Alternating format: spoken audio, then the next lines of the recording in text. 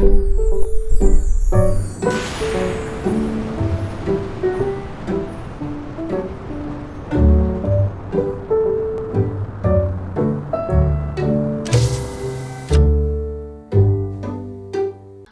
Eva.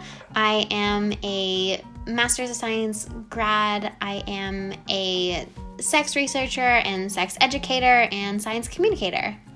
I take sex research and I share it in the form of newsletters and on social media. I talk a lot about virtual sex things and sex research about pleasure and queer people's sexuality. I also make surveys for a company on pleasure and sexuality because that research doesn't get funded. And I'm trying to do my bit in creating some data for hopefully other people to work on.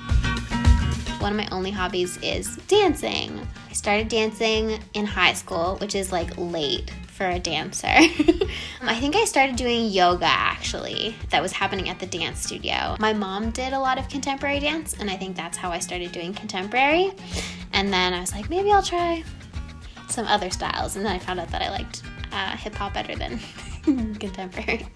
I remember being able to do a body roll as like a 12-year-old, and I was like, oh my gosh, my time has come. I was built for this. I found this amazing studio when I moved to Toronto, and they're like very inclusive of all bodies and like genders and sexual orientations, like very like anti-diet culture. I was like, yes. They have a Broadway class. I think the first time I went, I like almost cried, like tears of joy. Because I just love musicals so much, and it's like choreography.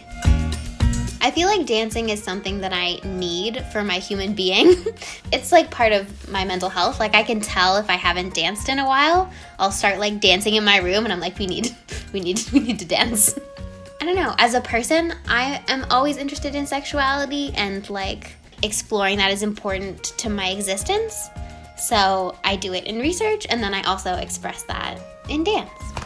Being comfortable around sexuality at a young age and like having an outlet to express that, and also seeing like lots of different bodies and how like embodiment can be really powerful for people, and like expressing sexuality can be really powerful for people.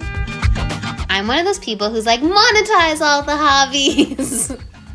Look at this thing that I love. My hobby was making videos, and now that is my job. But I will never be a good enough dancer to make money from it.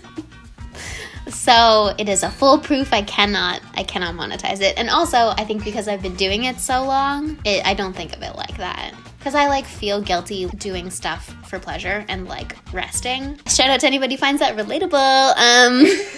It is that sanctuary that I want to keep, separate.